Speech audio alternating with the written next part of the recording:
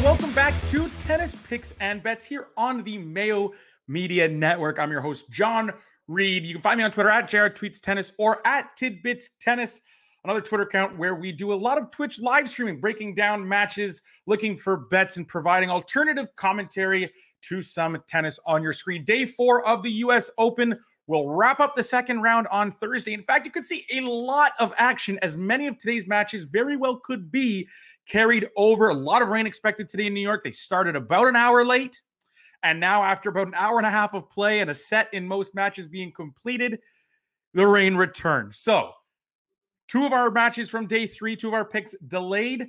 1 in the first set, 1 now in the second, late in the second set, and then the third pick was slated to start a bit later. We don't know if that will get in today or not, as rain is expected throughout the day. All right, before the day 4 picks, make sure to like this video and subscribe to the Mayo Media Network. Click the bell to make sure you get all the notifications as well. Leave a comment below for your favorite day 4 pick.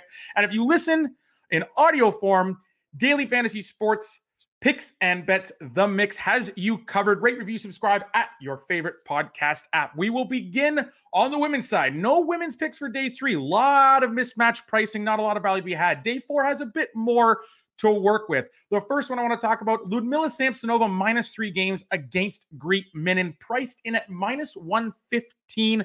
Loving this position here. I was talking about this last night with a few people, and I said, if this is anywhere under 4 games, it's likely going to be a very strong position for me to take in the market.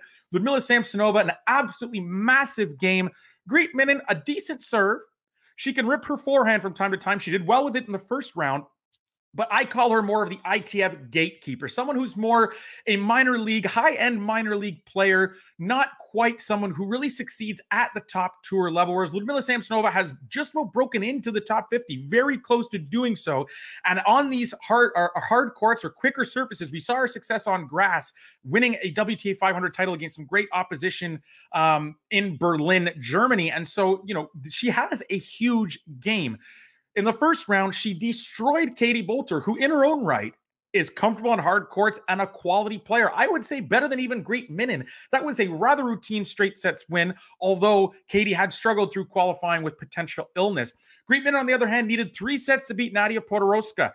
Good win for her. She was the second best player entering that match, but she got a lot of forehand errors from Podoroska, and she had a lot of second serves that sat up that Podoroska tried to go too big with and ended up committing errors and giving away free points. She really should have been trying to win on the second serve of Greet Minnen. Ludmila Samsonova, far more tactically advanced, not nearly as error-prone, and she has an even bigger game than Podoroska to suit these hard courts. So I'm more than happy to lay 3 games here with the far more talented player. Again, I have this closer to 4.5, 5 games on the spread. So a significant difference here between me and where the market has assessed this match. The second match I want to talk about, Ajla Tomljanovic sticking with the women on the money line against Petra Martic at -125. Again, great form from Ajla Tomljanovic, absolutely wiping through the first round in pretty easy fashion, going up against Petra Martic, who in 2019 had a breakout season across all courts, but since then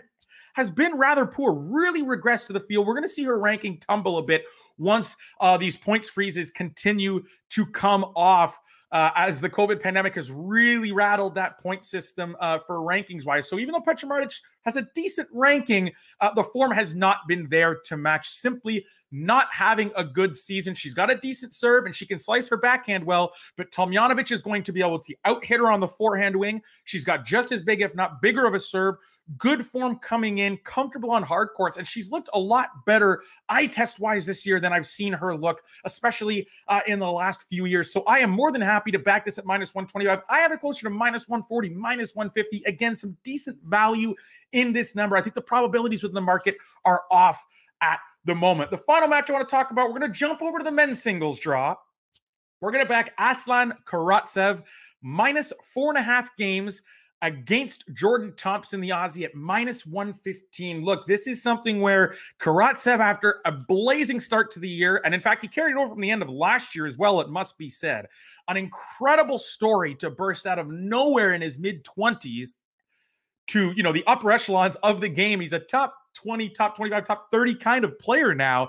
Hasn't been great in recent months. You know, once you gain direct entry to the biggest tournaments on tour, naturally you're facing higher quality opposition. This is a spot where I really like him, though. Again, he needed 4 sets in the first round to come through, but that second set was a bit of an aberration. Outside of that, he was absolutely dominant. He's got a huge game from the baseline, both wings, the forehand and backhand. He can crush the ball. He serves adequately, and Jordan Thompson just doesn't have many weapons to come back at him. He redirects pace in a decent fashion, but he's not in the greatest form. He's actually we've seen him throw temper tantrums, for a lack of a better word, plenty of times in recent tournaments. Just the attitude is not there. The weapons aren't there. And the fact that he did 5 sets against Gianluca Mager, not the most inspiring first round win. Look, I am bigger on Gianluca Mager than most. He's a challenger, aka minor league player, if you will, challenger tour player, primarily prefers clay, but his serve will hold up decently on hard courts. But by no means is he remotely close to the level of play that Jordan Thompson